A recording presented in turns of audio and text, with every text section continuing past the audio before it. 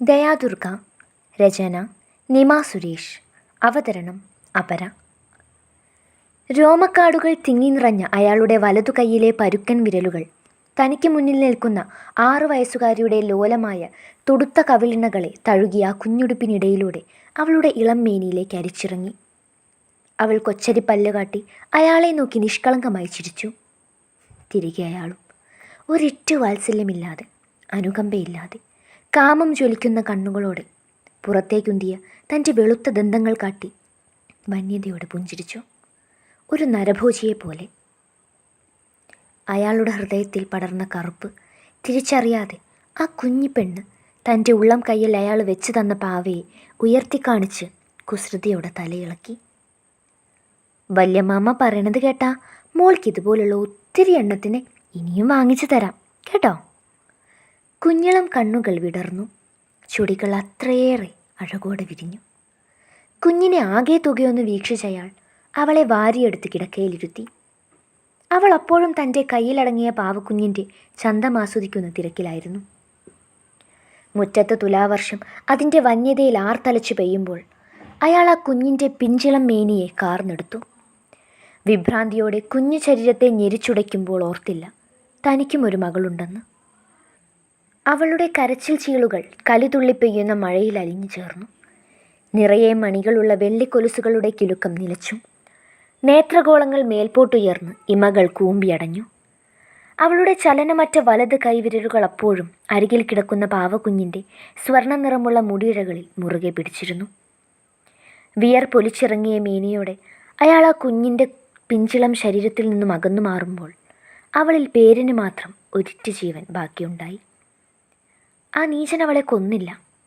പകരം അയാൾ ഒരുക്കിയ ചിതയിൽ പാതി വെന്തമർന്ന ആത്മാവും മുറിവേറ്റ ശരീരവുമായി അവളെ ജീവിക്കാൻ അനുവദിച്ചു.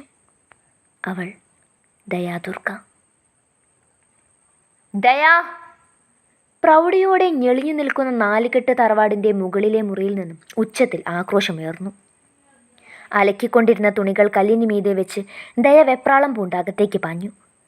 മരപ്പണിയിൽ തീർത്ത കോണിപ്പടികൾ ഓടിക്കയറി മുകളിലെ നിലയിലെ ഏറ്റവും അറ്റത്തെ മുറി വാതിൽക്കൽ ചെന്നവൾ തലകുനിച്ചു നിന്നു, ഒരടിമയെപ്പോലെ. തൊട്ടടുത്ത നിമിഷം മുഖത്തേക്കൊരു ഷർട്ട് ഊക്കോടെ വന്ന് പതിച്ചു. ഇസ്തിരി ഇട്ട് വെക്കാൻ പറഞ്ഞതല്ലായിരുന്നോടി ഞാൻ? അയാൾ അഹങ്കാരത്തോടെ അധികാരത്തോടെ അവളെ ചോദ്യം ചെയ്തു. സിദ്ധേട്ട, ഞാൻ... വാക്കുകൾ പൂർത്തീകരിക്കാൻ സാധിച്ചില്ല. പൊള്ളുന്ന ചൂടോടെ സിദ്ധാർത്ഥ് തൻ്റെ കയ്യിൽ കരുതിയിരുന്ന ഇസ്തിരിപ്പെട്ടി ദയയുടെ കൈത്തണ്ടയിലേക്ക് അമർത്തി. അവൾ കണ്ണുകൾ അടച്ച് പല്ലുകൾ ഞെരിച്ച് വേദന കടിച്ചമർത്തി അനങ്ങാതെ നിന്നു. ചുറ്റിലും പച്ചമാംസം കത്തിയെരിയുന്ന ഗന്ധം. അങ്ങനെ വിളിക്കരുതെന്ന് ഞാൻ 100 തവണ പറഞ്ഞിട്ടുണ്ട്. കടന്നു പോടി എൻ്റെ മുമ്പിന്ന്. ദേഷ്യത്തിൽ ദയയുടെ ചുമലിൽ പിടിച്ച് നിലത്തേക്ക് തള്ളി സിദ്ധാർത്ഥ് അവൾക്ക് മുന്നിൽ വാതിൽപ്പൊളികൾ വലിച്ചടച്ചു. അടഞ്ഞ മുറിവാതിൽക്കലേക്ക് നിരാശയോടെ ഇത്തിരി നേരം കണ്ണും നട്ടു നിന്ന ദയ എഴുന്നേറ്റ് തിരികെ നടന്നു. ആദ്യത്തെ കോണിപ്പടിയിലേക്ക് കാലെടുത്ത് വെച്ചതും നടുമുറിയുടെ വാതിൽ തുറന്നൊരു മധ്യവയസ്കൻ പുറത്തേക്കിറങ്ങി. മോളെ ദയേ! തേൻ പുരണ്ട വാക്കുകളുടെ അകമ്പടിയോടെ അയാൾ കവൾക്കരികിലേക്ക് ചുവടുകൾ നീക്കി. അയാൾ തന്നിലേക്ക് അടുക്കുന്നത് ദയ ഭീതിയോടെ കണ്ടു നിന്നു. ഉള്ളിൽ ഭൂതകാല സ്മരണകൾ തികട്ടി വന്നു. തല പൊട്ടി പൊളിയുന്നത് പോലെയും ഇരു ചെവികൾക്ക് ചുറ്റും ആരോ മൂളുന്നത് പോലെയും തോന്നി അവൾക്ക്. സംഭ്രാന്തിയോടെ അയാളെ ഉറ്റുനോക്കി ദയ പടികളിറങ്ങാൻ ശ്രമിച്ചു. 3ാമത്തെ പടിയിലേക്ക് കാലെടുത്ത് വെച്ചതും കാൽവിരലുകൾ ദാവണി പാവാടയിൽ ഉടക്കി. ഒരു മാത്ര വായുവിലുയർന്നവൾ നിലം പതിച്ചു. നെറ്റിപ്പൊട്ടി രക്തം വാർന്നൊഴുകി. മിഴിയേമകൾ തമ്മിൽ പുണർന്ന് മയക്കത്തിലേക്ക് ഊളിയിടുമ്പോഴും കർണപടത്തിൽ അതേ മൂളക്കം ഇരമ്പുന്നതവൾ അറിയുന്നുണ്ടായിരുന്നു.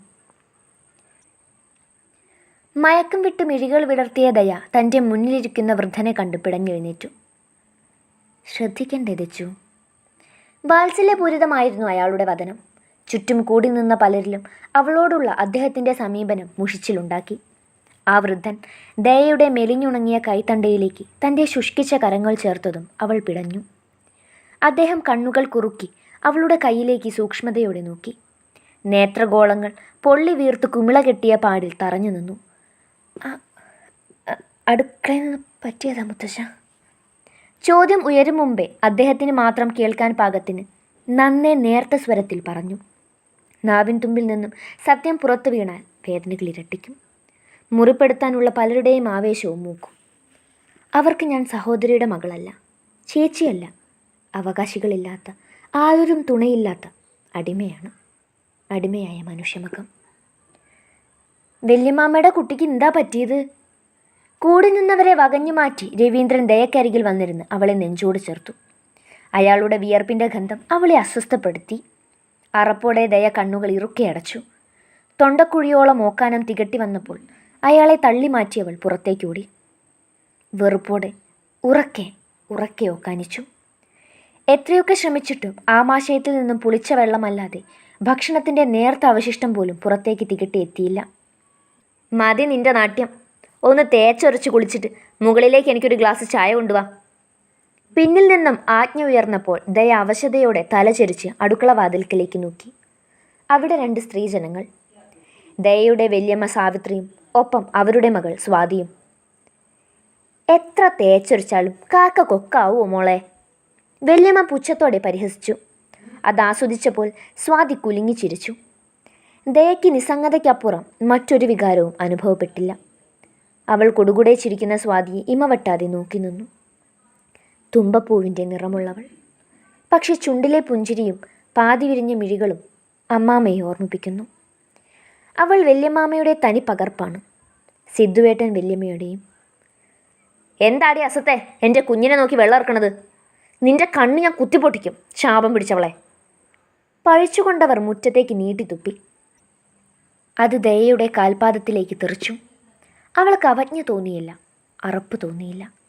മുമ്പത്തെ പോലെ മുഖത്തേക്ക് കർക്കിച്ച് തുപ്പിയില്ലല്ലോ എന്നോർത്ത് സമാധാനിച്ചു.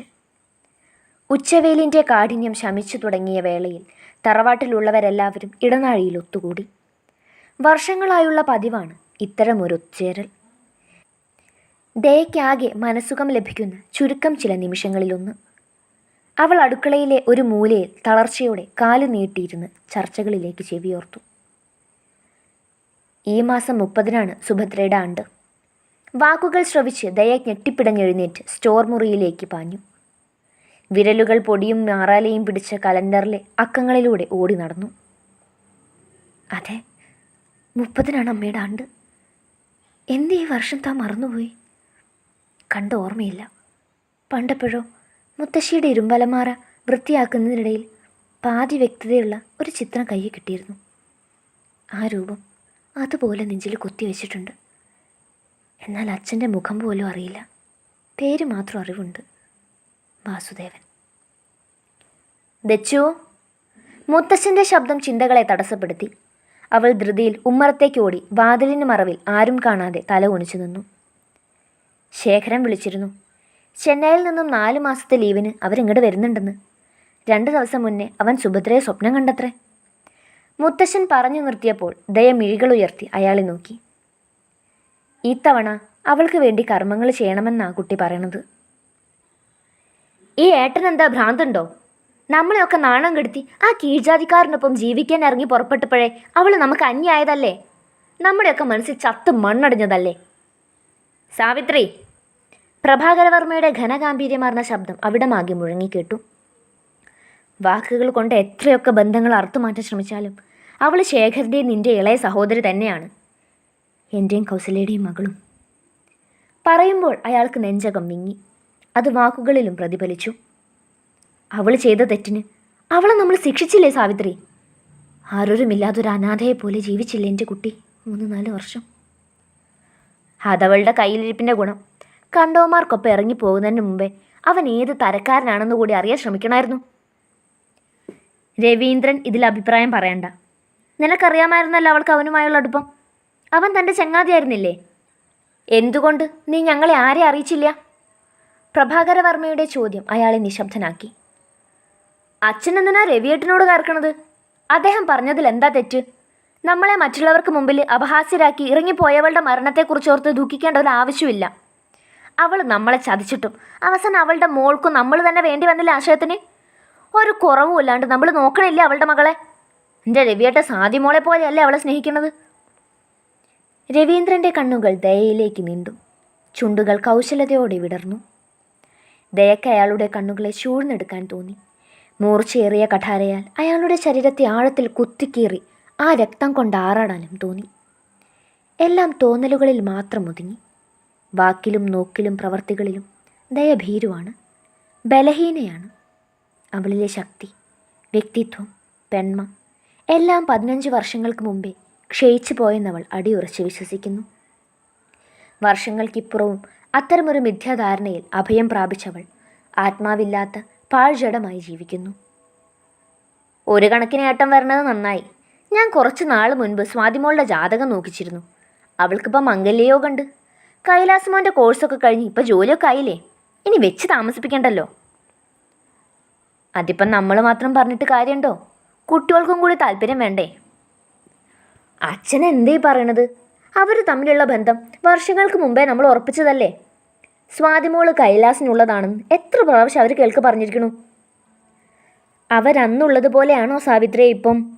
കൈലാസിന് 7-8 വയസ്സുള്ളപ്പോൾ പോയതല്ലേ അവർ തമിഴ്നാട്ടിലേക്ക്. പിന്നെ ഇങ്ങോട്ട് വന്നിട്ടുണ്ടോ? കുട്ടികൾ തമ്മിൽ എത്ര വർഷങ്ങൾക്ക് മുമ്പ് കണ്ടതാ. ഫോണിലുള്ള ബന്ധം പോലും വിരളമാണ്. ഒരിക്കൽ ശേഖരനും രുക്മിണിയും ഇങ്ങോട്ട് വന്നപ്പോൾ പോലും കുട്ടികൾ കൂടെ ഉണ്ടായിരുന്നില്ല. ഇനി ഞാൻ എതിർത്തൊന്നും വേണ്ട. നിങ്ങളുടെ മക്കൾ തീരുമാനം എന്താ വെച്ചാൽ നിങ്ങൾ എടുക്കുക.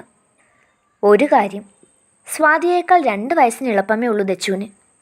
അവളവിടെ നിർത്തിയിട്ട് സ്വാതിയുടെ വിവാഹം മാത്രം നടത്തുന്നതിനോട് എനിക്ക് എതിർപ്പുണ്ട്. കസേരപ്പടികളിൽ കൈകളൂന്നി പ്രഭാകരവർമ്മ എഴുന്നേറ്റ് അകത്തേക്ക് നടന്നു. തന്നെ നോക്കി പല്ലെറുമ്പുന്ന വല്യമ്മയ്ക്ക് മുമ്പിൽ പതറി ദയ തൻ്റെ മുറിയിലേക്കും. അസത്ത്.